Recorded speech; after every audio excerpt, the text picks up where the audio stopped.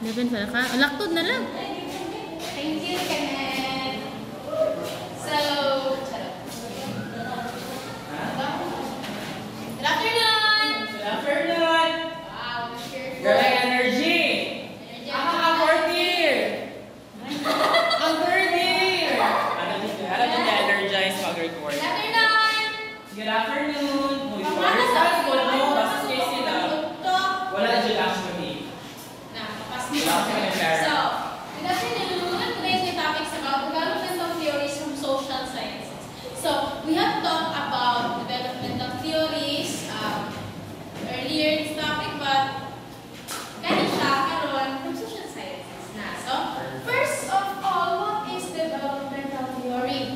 Sa bang developmental theories, no? It is a collection of theories about how desirable change in society is best achieved. How desirable change. How can we achieve those desirable change in our society? Diba na may change? Change is positive or might be negative. But we must best achieve it in the best way. And first, developmental theory from social sciences is the modernization theory. Klaro yung dili, no? Adjust. Okay, so modernization theory as defined is used to analyze process in which modernization in societies takes place. Development consists of starting with those particular aspects that lead to modernization or traditional or backward society. So what are examples of modernization can be found in this municipality? Name one. Sa modernization ang kita ninyo sa municipality sa buo? Unsa? Oh, may billboard no? Sa una kay poster lang, billboard na. Grabe dyan.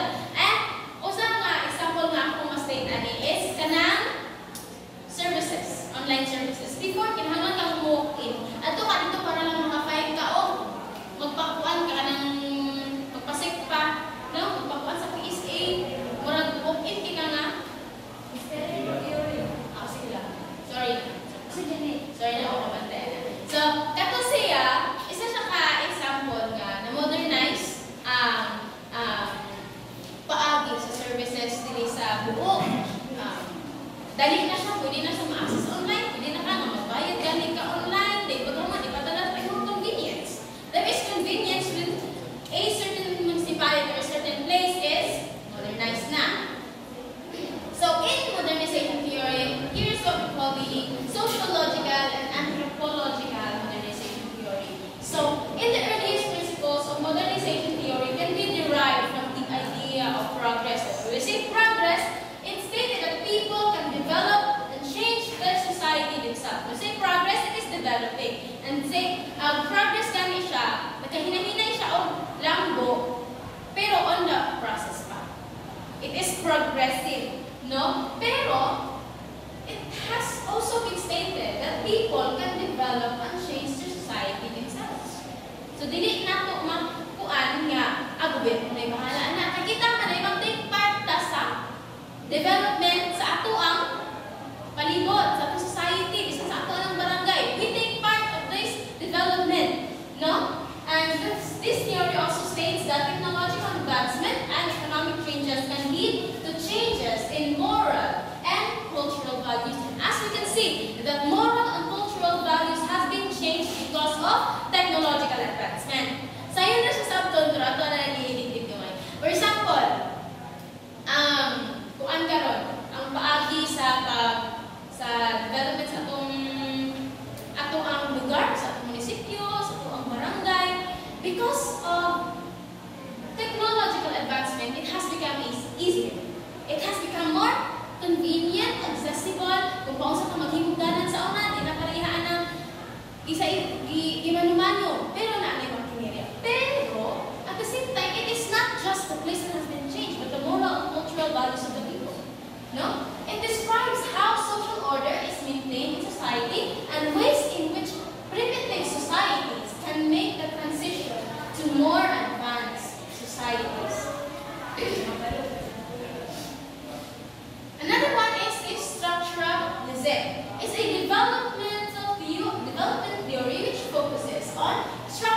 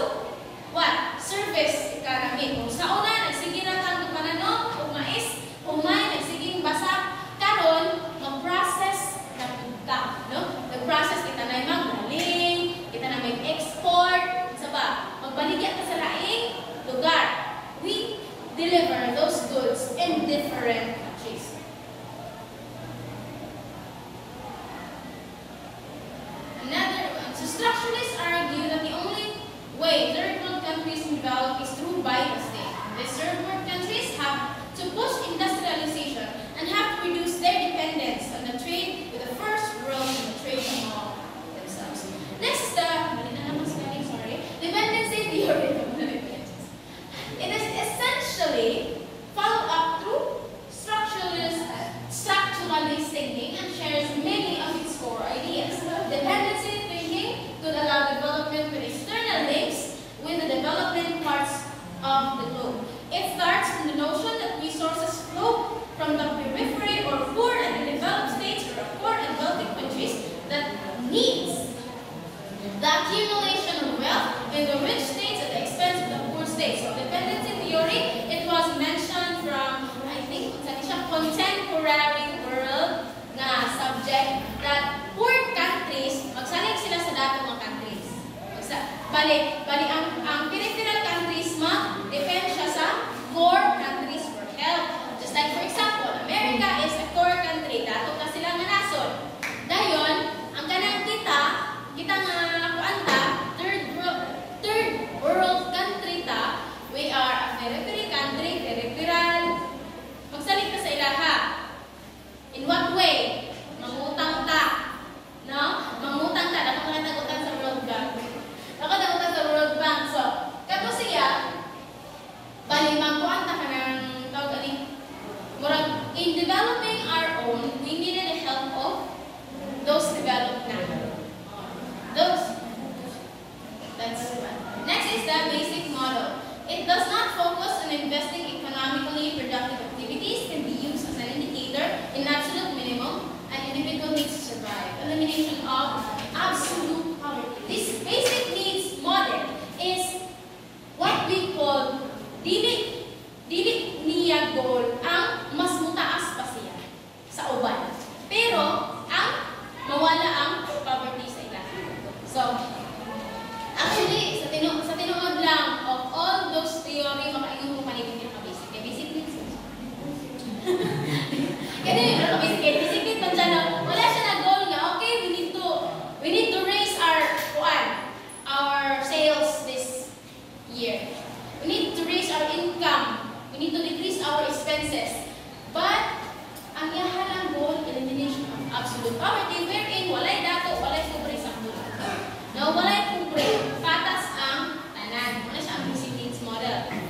So, if a country is developed, we can say na bisan ang katong naas sa pinakailalim ng part, sa kanang lower part, nasa marginalized sector, dili na din siya ingon nga naglisod sa pagkaon. Muna kayo nag-develop ka kung low poverty na ang inyong lugar. You are 0% of poverty. Next is neoclassical theory. Primary refers to concepts in economics focusing on how markets work and how economic agents make decisions. The economic growth results from the accumulation of capital, technological advancement, and labor forces expansion. So, ang neoclassical, more on the focus siya sa markets and how economic growth. Mostly focuses on money. No? Money. O ano siya? Economic agent man and make decisions. So, magkuhan sa kanang iyahan gina-develop mostly ang economy sa isang country, sa isang kanasod, o siya rural, sorry. Sa isang municipality, gina-develop niya, okay, how are we going to generate income? How are we going to decrease our costs, no? Para mas sustain din mo ang isang kalugar. And that's the end of my slideshow, but I will not end it yet. I will not end it yet. Nagayon ko sa inyo mga bisan, gamay lang nga examples of development nga nakita ninyo sa inyong palibot. Like, kanang atong mga for example, aning mga modernization, o structuralism, dependency, basic needs, bisan modernization lang gusto. Hatag lang o bisan-bisan. Solar sa kuan. Solar sa kuan, nag-solar sa dalan, modernization na siya, di ka magkalap-kalap. Okay, nakalag na mo. Next. Next. Ano man, nagsama sige, isa. Ano mo na, sige. Hala, grabe. Manadagalog siya. Kaya kita sa una kay, ano lang, hormone. Kasi, ang importante mo na develop ito sa municipality kasi mga muna nag